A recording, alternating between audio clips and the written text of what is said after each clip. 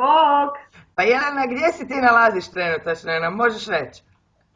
Trenutno se nalazim u uredu turističke zajednice grada Delnica na stručnom osposobljavanju. Bravo Jelena, znači zaposlena si. Pa, privremeno, da. Bravo. Pa daj nam reci, ti si prošle godine sudjelovala u nekom dijelu edukacije Mi znamo kako. Možeš li nam reći kako ti je to pomoglo pri traženju posla? Je li ti pomoglo i da li ti koristi trenutačno u poslu?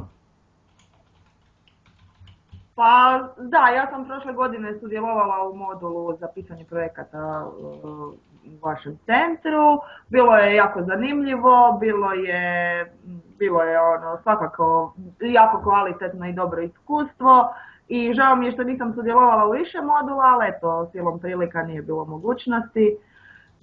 Svakako, pomaže mi u poslu, često se bavim pitanjima projekata, nešto sam sitno počela i raditi, teorijski dio je ostao jednim dijelom, ali praksa je svakako najbitnija, tako da poslužit će. Je ti što koristilo možda pri traženju posla? Pa, mislim, u globalu nije baš, ali mislim da čim se priložila diploma koju smo posljedično dobili nakon samog završetka edukacije, otvorili su se neki novi upiti i neka nova poznanstva. Evo to je, na primjer, nešto što se zapravo promijenilo nakon edukacije. A bi li rekla nešto budućim generacijama edukacije, Mi znamo kako, onima koji se eventualno premišljaju oko toga treba li upisati edukaciju?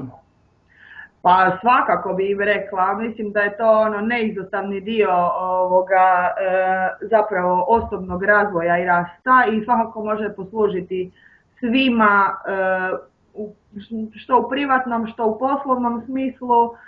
Bilo je jako zanimljivo, upoznali smo nove ljude, puno novih stvari naučili i zapravo upišite što više možete modula kod Hane u Centru tehničke kulture.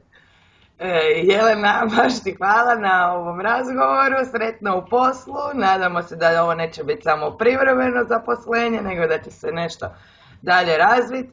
Čujemo se! Hvala i vama, lijepi pozdrav svima! Bog!